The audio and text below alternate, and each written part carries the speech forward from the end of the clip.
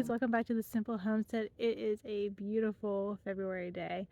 January hit us hard. We had a lot of cold, and we had some snow, and we had a lot of sickness, a lot of colds in our house. So that's kind of why there's been a little bit of a wait in between videos. I just needed to get everybody over it, and we're pretty much done now. The three little still have a little bit of a cough, but way better than we were last week. And as you can see, the sun is shining. It has absolutely been a beautiful afternoon. We've had a little bit of company this afternoon, and so now I'm just finishing up all of the chores and then got to get back inside to make dinner. But I wanted to share a couple of things real quick about what I've been working on inside. But while I was out here, I thought I'd share a few things that's going on outside real quick, and then I'll share what I'm working on inside. It's my first time doing it. I've seen it done a few times, and I'm like, why haven't I done this sooner? It's so easy, and I'm like, oh, I hope that the end result turns out as good as I think it should. So I thought I'd share a little bit of what I'm doing that's new and give you guys a little bit of an update. I noticed, where are they at? There we go. Some of the tulips are up. See some more. We're gonna have cold again, so I'm trying not to let it get too undone. We got the chickens out the other day, so they kind of did mess it up a little bit, and I might grab the rake and just push all the straw back in. And then over here, look at these daffodils. Look at them coming up. They're gonna be a little bit earlier than the tulips I just showed you, but I'm excited. Lots of growth. Like I said, I'll be covering these back up because it's supposed to get cold again next week. We are just February. But they will be able to take the cold anyhow. It's just the type of bulb that they are. My father-in-law brought cow manure over yesterday, and our biggest concern is some of this isn't as broken down as I had hoped it would be. I think the stuff that's really broken down is actually back there. My chef Christmas tree. We were just leaving it for the birds and stuff. We'll take it out later. Oh, and there's some tomato cages I forgot were still up. Anyhow, back there is a little bit more broke down. I can still see some clumps of hay, which is a problem because then it just offers more of a chance for the weeds to grow.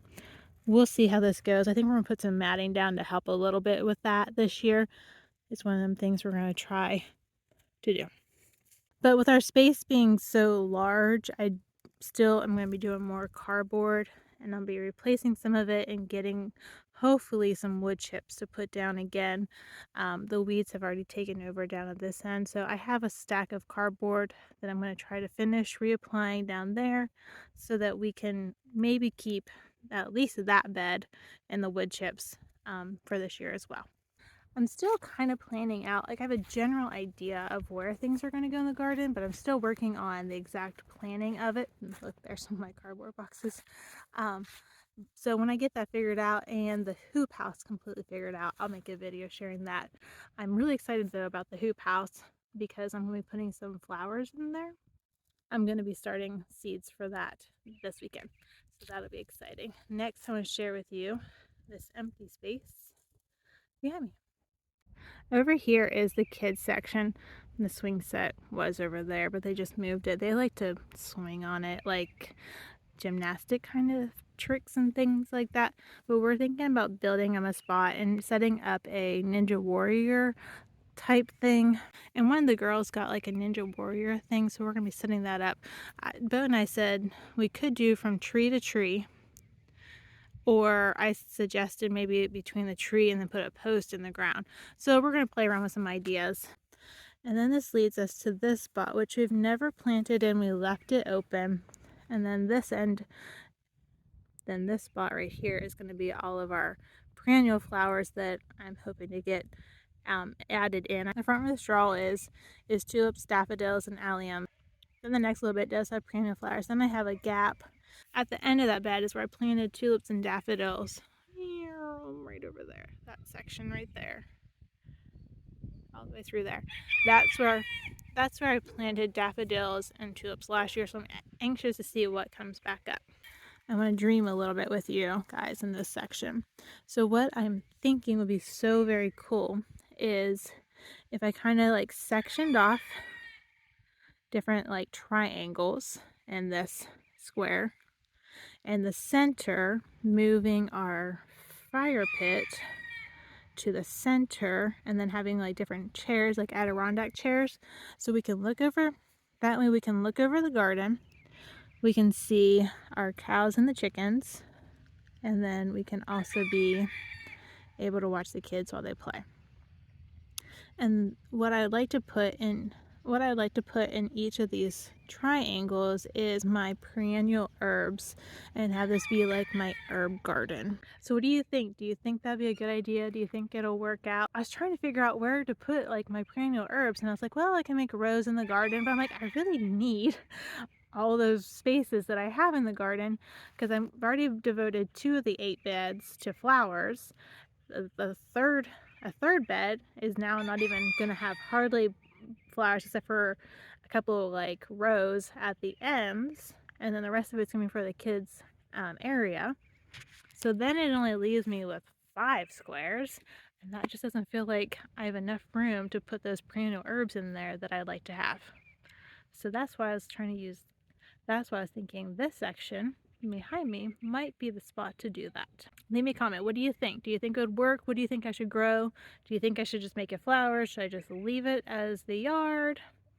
I want to know your thoughts, because I'm still in the planning phase of this. We had also talked, Bo and I, about making that like a greenhouse, like making a greenhouse, building a greenhouse there. But my hoop house is over there. There's the house. I almost feel like the greenhouse needs to be over there. Anyhow, we're still thinking about it and throwing ideas around, and it would be fun to see what you guys think. Today is the day I decided I was going to start my ranunculus corms. I wanted to do it already, but with the kids being sick and other projects, finally got to do that today. So these corms I ordered off of the Facebook page that I follow, Wholesale for the Small Scale Grower, and they came in looking really nice. I bought 2 different kinds. The one I believe is called La Belle Pastel Mix, and then the other one was another mix as well. The thing with ranunculus corms is you have to soak them. From what I've researched for this year and last year while researching them, they like to be soaked for 3 to 4 hours, and then after that time they've had a chance to rehydrate and plump up.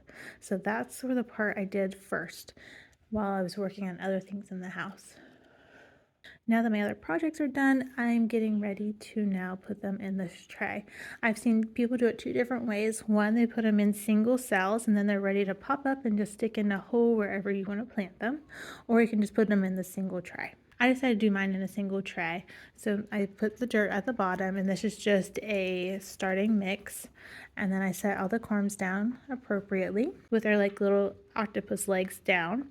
And then I gently covered them with water. From what I've read, all you have to do is make sure your soil is moistened. You don't want it like dripping wet, but moistened when you put the corms in. Then you spray the top layer of dirt just to make sure that it's not dry. Then you just keep an eye on them for the next 2 to 3 weeks to see how they germinate. Ideally, in the next 2 to 3 weeks, I'm going to have the hoop house cleaned out, and I'm going to be putting those directly into the hoop house. I'm so excited to be able to use the hoop house this spring.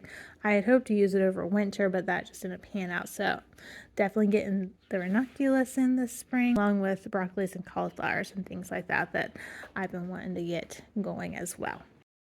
This was the last step, just getting that potting mix put over the top to cover them, and I just gently sprayed some water over top of it so that part could be moistened as well, and then they were done and ready to go into our dark space in the basement for the next 2 to 3 weeks. All right, well, that's going to do it for today. I just wanted to kind of throw around some ideas about the garden planning and what I've kind of got thought a little bit in my mind. I'm going to share more about that as I really finalize what I'm doing. Here in the next few weeks, I'm going to be starting my peppers and my eggplants, and then shortly after that, it'll be tomatoes, not to mention like countless flower seeds. I'm probably going to have to get another shelf and some more lights to do all the things I want to do appropriately. Last year was my first year really growing stuff, and I went like way overboard for the space I have. I'm trying to make sure I don't go overboard this year and make sure I have the space for the things so they can grow properly. I'm really looking forward to another growing season, and I look forward to sharing it with you. I think a lot of the content you're going to be seeing in the next few months is going to be mostly geared towards the flowers. I'm hoping to offer more cut flower bouquets this summer, so that's probably going to be the focus of my gardening, is offering that stuff along with the things that I grow for our family to be able to can and have over the winter months. I'm hoping it's a lot better this year. I like hardly any green beans and hardly any squash, and those are like the easiest things ever to grow. So Lord willing, things will go a little bit better this year, and I'm looking forward to really getting into the garden. It's my favorite, and I really like it, so I'm looking forward to it, and I hope you are too. It's a wonderful time to be dreaming about the things you want to grow that's beautiful and getting ready to get your hands dirty. Until next time, grow something beautiful, friends. Bye now.